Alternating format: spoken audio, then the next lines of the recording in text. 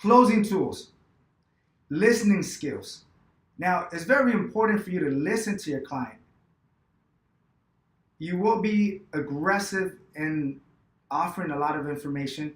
You're going to use a lot of closing tools. You're going to be in control of the conversation. So maybe 60, 70% of the time you're giving them information, but you have to keep in mind that it's very important, very essential for you to listen to any remarks, to listen to the responses, any information, any comments, anything that's going to help you close a deal.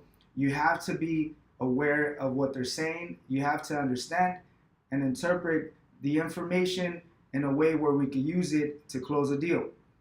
Now, within your closing process, customers are going to tell you maybe that they're not interested, but they're going to give you information that you can use. Maybe they're going to tell you they're not interested because of the monthly payment, and you're closing them on the down payment. So that means you have to go back and reclose them on the monthly payment, or simply maybe they're telling you, look, I'm okay with the price, but I just don't have that much money.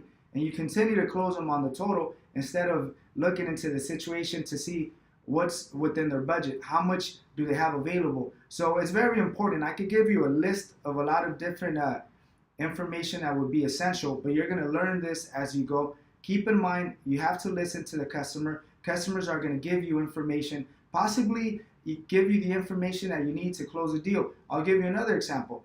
I had a client at one point that emphasized on their price increasing a little bit more, but they never really disclosed the reason why. Until I'm closing the deal and I'm using some of the closing tools as far as being involved in an accident, not predicting the future, making a life-changing decision versus a life-changing event. And then they disclosed that they were involved in an accident a couple months ago, and I determined that that was the reason why the payment kept going up. See, they're not going to disclose all the information, but they may bring something up that you could use to close a deal. So I ended up using that accident. I investigated, I qualified, I gathered all the information necessary that had to do within that accident, and I used it to close a deal.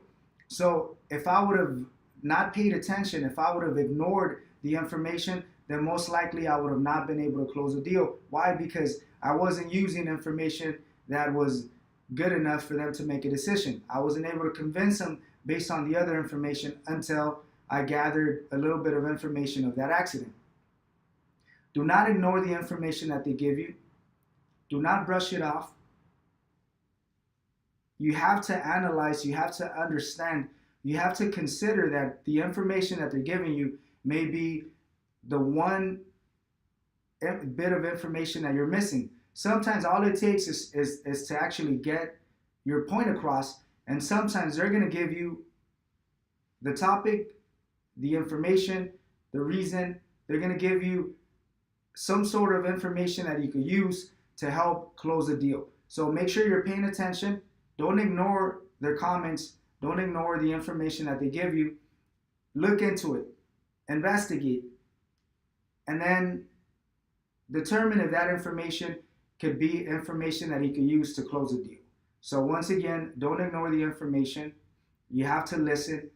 You have to investigate, and then use that information to close your deal.